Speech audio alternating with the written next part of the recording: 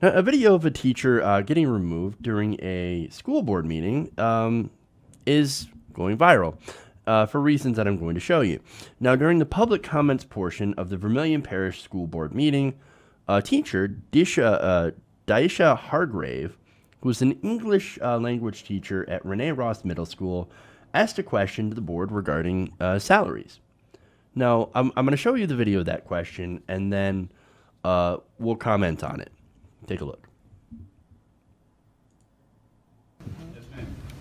Superintendent, how are you going to take a raise when there's ELA? When I first started teaching ELA, there was like 20, 21 kids in a class, and now there's 29 kids in a class that we are now having, and we have not gotten raises. How are you going to take that money? Because it's basically taking out of the pockets of teachers. Stop right now. That's not germane to what's on the agenda tonight. Yes, it is. Yes, it is.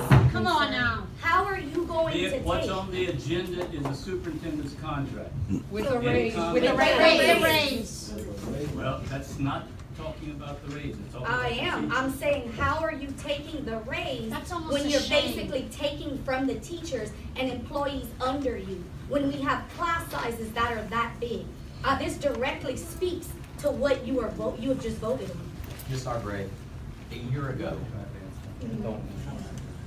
I presented to this board. Okay. Thank y'all very much. I appreciate it. Anybody else? Excuse me, officer. Can I not stand when I'm being spoken to?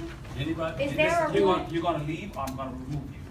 Take your things and go. Are you serious? I hope somebody has this on video. I mean, really. Excuse me. All right, 4 minutes. Is it against policy to stand? Sir, Do not. Hold on. This is the most disgraceful and distasteful thing I I want ever another seen. comment. A But comment. she wasn't talking to you. She was talking to It was Mr. Pio. it was I don't comments want for another- the superintendent. I don't want the audience commenting without being recognized. She was recognized. She was recognized. By you. And He was speaking to me directly. And he responded to her.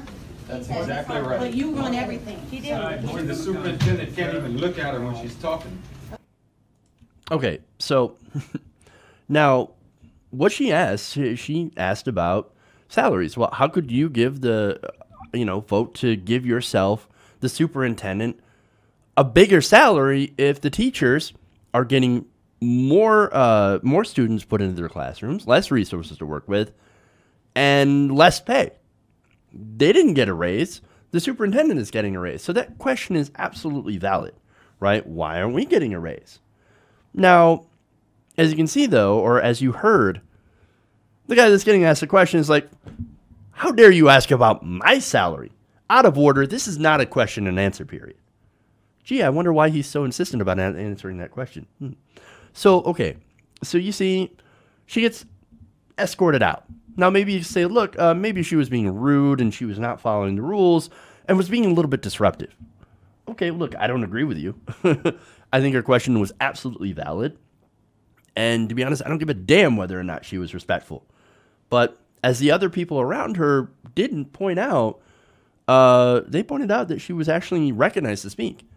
And that they agreed with her. They're like, yeah, wait a minute. You bring up a good question. And yes, you were authorized to speak, so let her ask her question. So they didn't agree, and so she leaves the room, right? Now, I want to show you what happened after she left the room. What are you doing? What are you doing? Don't. Can you explain? Are you kidding me? Stop resisting. I am not. You just pushed me to the floor. Sir, hold on. I am way smaller than you.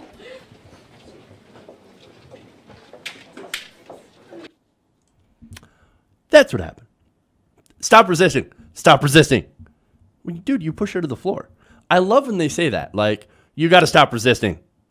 Dude, you shoved her to the floor, to the ground, and then handcuffed her for asking a question. Again, you didn't have to drag her out. She left the meeting voluntarily after asking a question that apparently they didn't like. So she goes out there, and then they start handcuffing her. And I'll have the full video in the description so you can check it out.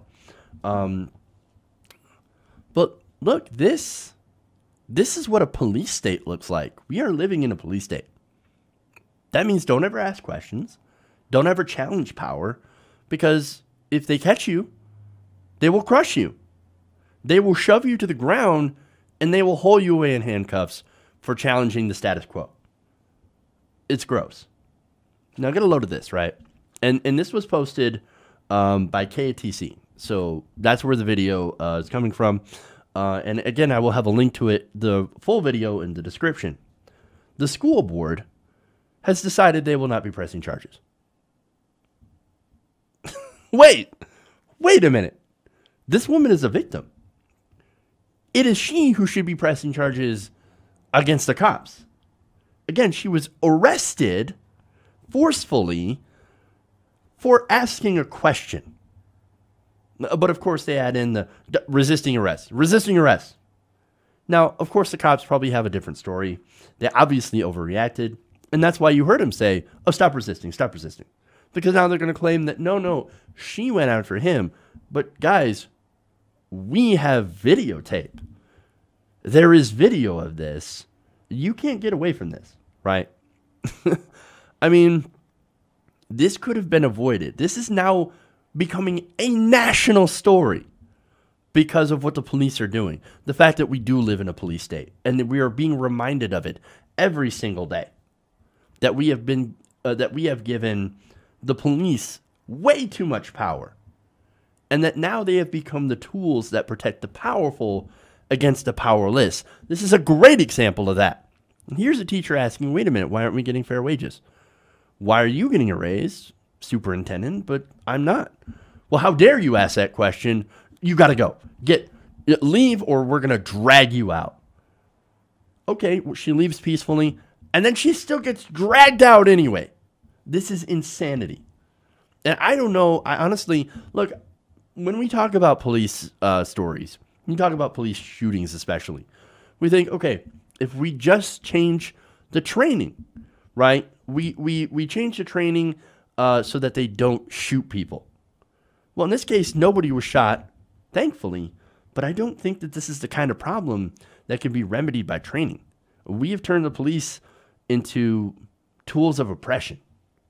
And yes, I realize that they have been oppressing African American minority communities for decades, hundreds of years. But this is new. Now it affects white people. And now I think that because of that fact, and it is sad that it's taken this much, I think, to get people to notice that there's a problem with policing now. How it is now being used as an outfit for the elites. Even though I don't think that the superintendent is all that rich or elite, but he is wealthy, at least wealthier than the teachers, and obviously has far more power than the teachers, and is using the state to be able to crush dissent. It is absolutely gross that this is happening in America. Hey everybody, thanks for watching this video. If you want to see more like this, please hit the subscribe button below. And if you want to support truly independent progressive media, please consider becoming a patron at patreon.com/TYTNation.